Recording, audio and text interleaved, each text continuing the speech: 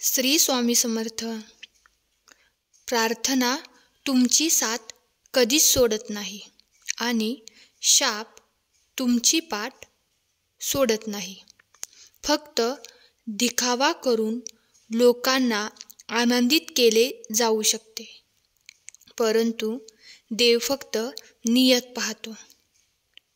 केवळ पैशाने माणूस श्रीमंत होत नाही, तर खरे श्रीमंत तेच असतात ज्यांच्याकडे चांगले विचार, चांगले हेतू आणि गोड वागणूक असते. लोकांची तोंडे बंद ठेवण्यापेक्षा ते बरे आहे की आपले कान बंद करा. आयुष्य चांगले होईल. कोणीतरी सत्यच सांगितले आहे. बोलण्यात, वाणीत खूप ताकद आहे. गोड बोलणाऱ्यांची मिरचीही विकली जाते आणि धारदार कटू बोलणाऱ्यांचे मधही विकलं जात नाही. बंगला बांधला जाईल फक्त 4 भिंतींवर, परंतु घर हे बनतं प्रेम, काळजी, स्नेह आणि समजूतदारपणाने. दुसऱ्याला दुःख देऊन मिळवलेल्या आनंदाचे वय फारच लहान, कमी असतं. जीवनात स्वतःचे दोष ऐकणे देखील खूप महत्त्वाचे आहे, कारण दररोज स्वतःचे कौतुक ऐकले तर तुम्ही कधीच पुढे जाऊ शकणार नाही. हिम्मत हारू नका. दुखत असेल तर त्यावर तुम्हाला औषध नक्कीच मिळेल. तुम्ही जे काही द्याल ते परत येईल, मग तो सन्मान असो वा फसवणूक. निराश होऊ नका, कारण ज्याने तुमचं भाग्य लिहिलंय तोच या विश्वातील महान लेखक आहे. तुम्ही कितीही स्तुती करा, पण ती खूप विचार करून करावी, कारण अपमान हे असे कर्ज आहे जे संधी मिळाल्यावर व्याजासहित परत करते.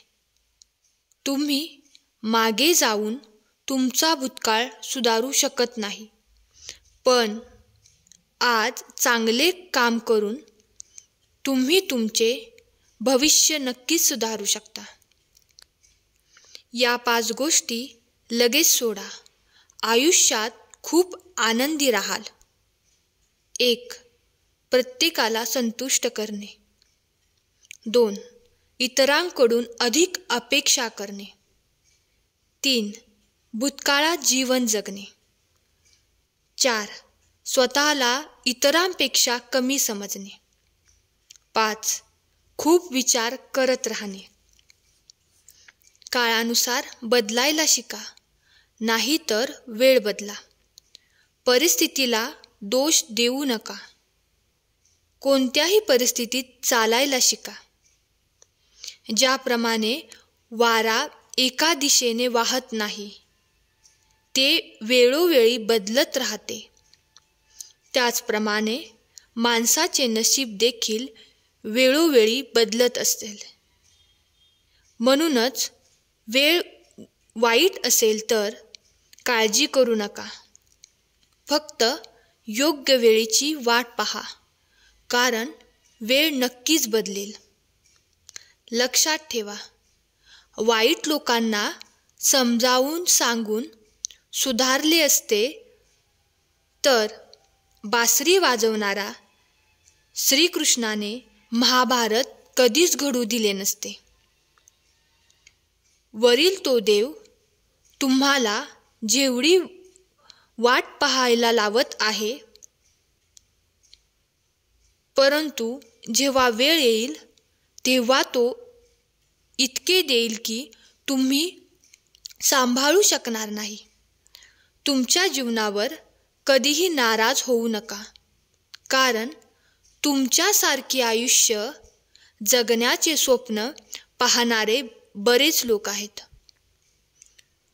तुम्ही कोणत्याही अयशस्वी व्यक्तीला विचाराल की तुम्ही यशस्वी का नाही आहात, तेव्हा तुम्हाला 2 कारणे ऐकायला मिळतील. एक म्हणजे माझे नशीब खराब आहे आणि दुसरे म्हणजे माझ्याकडे वेळ नव्हता. जर तुमचा विश्वासघात केला असेल तर त्याला धन्यवाद म्हणा, कारण हीच माणसे नेहमी शिकवतात की विश्वास नीट विचार करूनच ठेवावा. म्हणून स्वतःवर जास्त विश्वास ठेवा.